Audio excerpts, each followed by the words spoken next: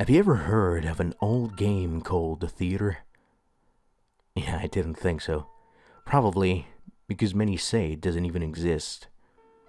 You see, The Theater was an old game released around the same time as Doom. Today, if you ever find it, it's only available on crappy bootleg CD-ROMs, which, more often than not, don't even actually contain the game itself. The actual legitimate copies that they say were released back in the day feature a blank cover with nothing but the sprite of what has since been named a ticket taker. He is simply a poorly drawn, pixelated, bald Caucasian man with large red lips wearing a red vest over a white shirt and black pants. He is completely expressionless, though.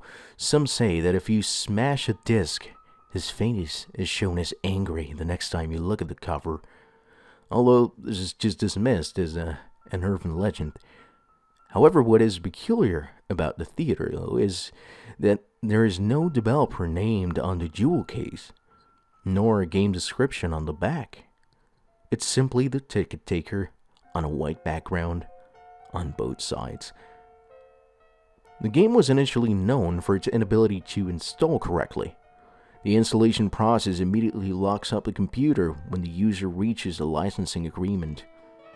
Also strange about the licensing agreement for The Theater is that whenever the development studio is supposed to be named, the text is simply a blank line. Anyways, most people who have claimed to owning one of the original CDs say that they figured out how to install the game by simply rebooting their computer on the licensing agreement with the disc still inside. Then they are prompted to press I agree on startup, and they continue with the installation.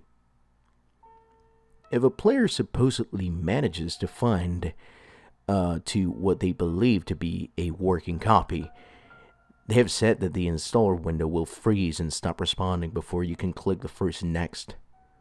But they do also say that their PCs do not lock up, and it is only the installer that freezes.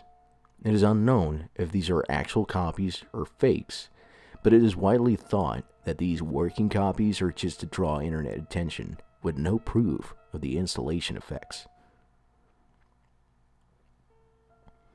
Upon proper installation, the game then starts up, without any introduction besides the main menu, that is simply a sprite of the movie theater's exterior on an empty city street. The title fades in, and then 3 menu options: New Game, Load, and Options. Selecting Options immediately crashes the game to the desktop. Load is set not to function at all, even if you do have saved the game. Nothing happens when you press it. Thus, New Game is the only working menu option. Once it is selected, you are in the first-person view. You're standing in an empty movie theater lobby, with the exception of a ticket taker standing in front of a dark hallway, which one can only assume leads to the theaters themselves. There is nothing to do but to look at the poorly drawn, mostly illegible movie posters, or approach a ticket taker. Once a player moves towards a ticket taker, a very low-quality sound clip plays saying, "Thank you. Please, enjoy the movie," along with a speech box saying the same thing. You then walk into the hallway, and the screen fades to black. And then you're back in the empty lobby, and you do the exact same thing again and again and again. While this might sound like a horrible game, a number of peculiar things occur as you continue to play it. The number of times that you have to continue into the hall after giving your ticket to the ticket taker before strange events happen is unknown. Most state that it's completely random and it could take anywhere from the first playthrough to the 400th. What happens, though, has deeply disturbed some players. The first occurrence is when the player fades back in after walking into the hallway. This time they will notice the ticket taker is completely absent. The player then without any other options, decides to walk into the dark hallway. The sound clip and text box mentioned previously still play in the absence of a ticket taker, but when the player walks into the hallways, the screen does not fade out. It goes pitch black as they walk deeper into the hole. But the player's footsteps sound clip is still playing as they continue to push down the button on their keyboard. Those claiming to have played the original game report to have felt extremely uncomfortable walking down the hallway, anticipating the whole way something horrible happening. Well, eventually, the player is unable to move forward. There is nothing for a few moments before a strange sprite that is described as the ticket taker but with a swirl for a face appears and stands before the player. The original players of the game say their bodies immediately froze up and their stomachs churned. They saw this sprite, which has been appropriately named the Swirly Hat Man. Nothing happens as the Swirly Hat Man stands before them. Then suddenly a piercing screech plays as the game glitches out. This lasts for a few minutes, with the screeching being continuous. Then the player is abruptly returned to the lobby, with all the sounds and graphics being as they should be. The game continues normally for the next couple of cycles of entering the hallway, with a couple of the original players claiming the Swirly Hat Man would briefly appear and disappear in the corner of the screen as a brisk yelp sound effect plays. Then at some point, after meeting the Swirly Hat Man, the player sees a ticket taker pacing back and forth.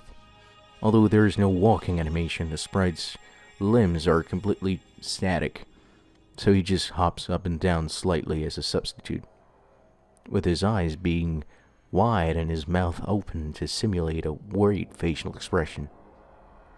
Some players noted that the movie posters had been replaced with images of the Swirly Hat Man, which caused them to turn their characters away from the posters and approach a ticket taker.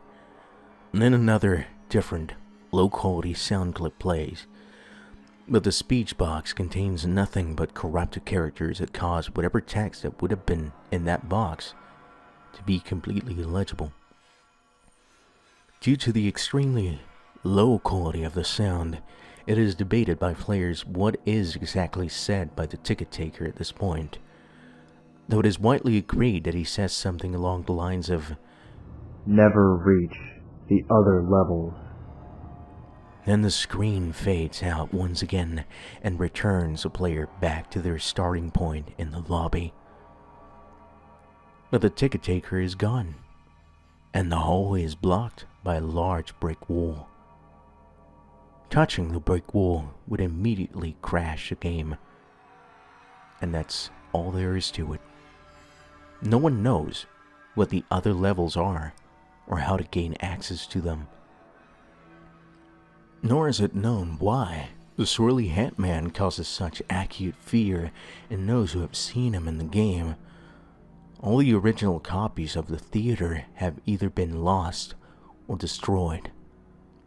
But the creepiest part is the fact that all the original players of the game claim to have occasionally seen a brief glimpse of the Swirly Hat Man out of the corner of their eyes.